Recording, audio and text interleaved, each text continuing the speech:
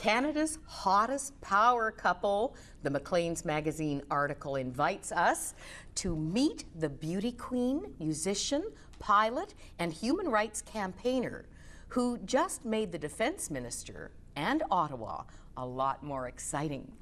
We are excited to be sitting down with Nazanin Afshin-Jam MacKay, the woman who I'm sure with help from your hubby managed to keep the best kept secret, I think, in my memory, a wedding in January.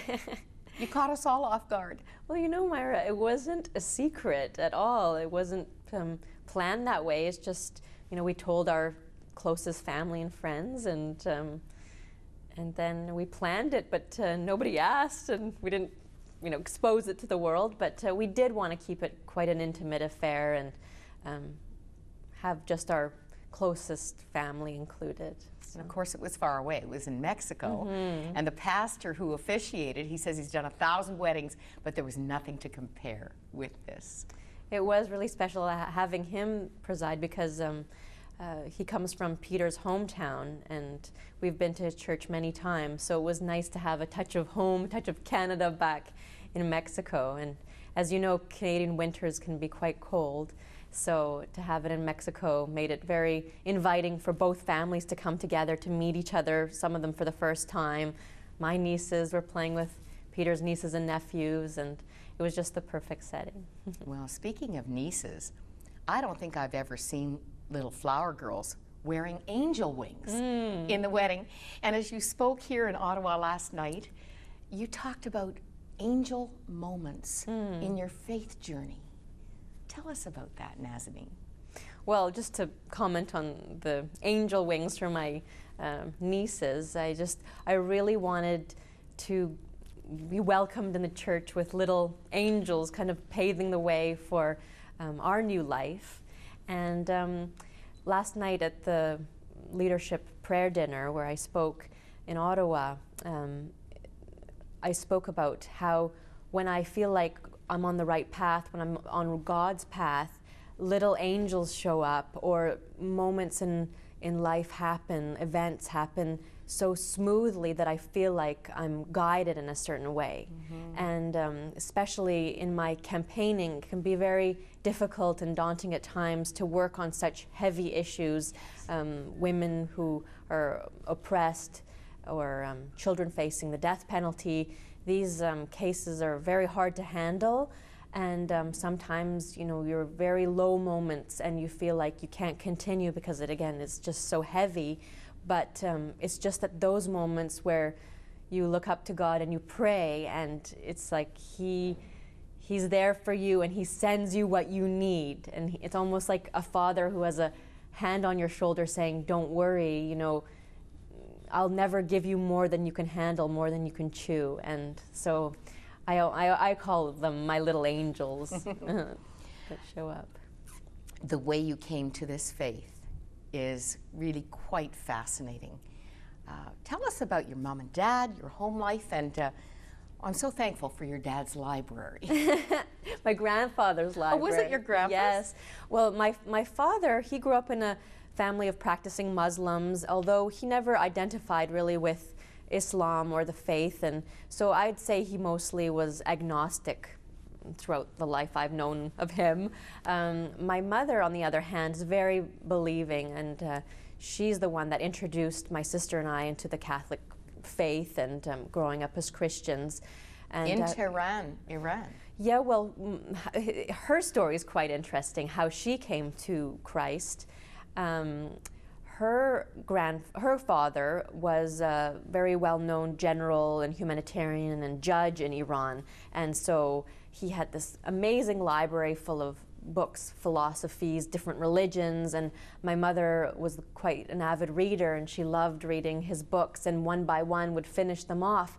But the most special book she came across was the Bible, and she read the Bible through and through, and she was maybe 13 or 14 years old, and she said to my grandfather, she said, "Who is this man that thinks exactly like me?" And that's when he said, well, this is Jesus. And she said, can I follow him? And he said, yes, of course, you can become a Christian if you'd like. And it wasn't until she moved to Italy for 8 years that her faith grew and she learned more about kind of more the religious aspects and converted to Christianity, and then raised my sister in the church.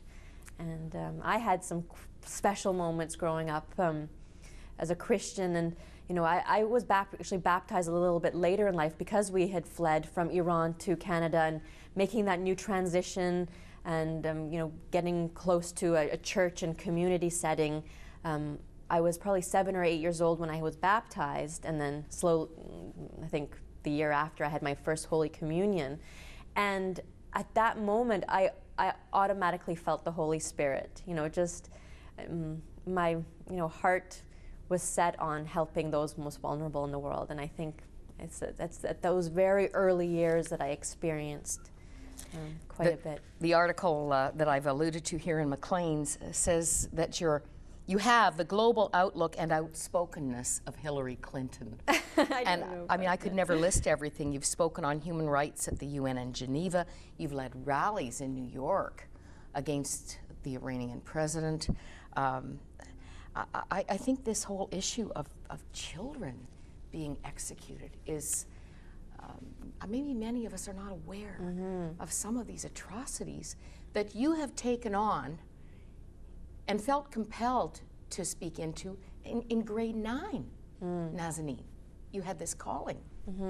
I felt the calling at a very young age. I always knew God wanted to use me as a voice for the voiceless. I didn't know exactly what path He would lead me on, but I knew that He had something special planned for me, that He wanted me to help others. Because I think, first of all, He instilled a very sensitive heart in me. I'm very emotional, very sensitive to the plight of other people. If I see anybody in pain or suffering, I automatically want to do something to alleviate that suffering or pain, take that away, because I internalize it, I feel it for myself, so it's almost like I just want to shed it away. I want to say, let's be done with this.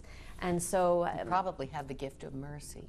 I don't know what it is. I just know I feel it very deep in my heart. And in grade 9, I wanted to become a nun and do some missionary work or spread the love of God. And I later learned that you don't necessarily have to become a nun to be of service. And so I chose a different path. Obviously, I'm married now. But it was probably in those early years that I really felt a connection to a life of service in some capacity. I was with my Sunday school class. We went to the Vancouver downtown east side to to feed the homeless and to work at a soup kitchen for a day. Very rough area. Yeah, it is a very desperate. rough area. A lot of, I'd never seen it as a child like that, people in, tattered clothes, or people that looked, that they had experienced some hard life. And at first I was a little bit afraid, but as we served the people and I saw how happy they were and how grateful they were, and made me feel good inside. And then it wasn't until I returned home later that evening that it really dawned on me that the discrepancy between the rich and the poor, the people that we had just served, and then the community where I lived in, where people had an abundant, supply of everything they wanted. And so those early years were very difficult for me to understand why there was that difference. And although as a child I couldn't quite grapple with what I was seeing or feeling, I felt very emotional, and I used to cry and ask my parents why. I would always ask the question, why? And then it was later in, I guess, junior high and high school that I thought, well, maybe I can help do something about it, and that's why. And I started a global issues club and started to get quite active in the school and wanted to gain my own skills and leadership skills to try to one day help those people that I had seen as a child.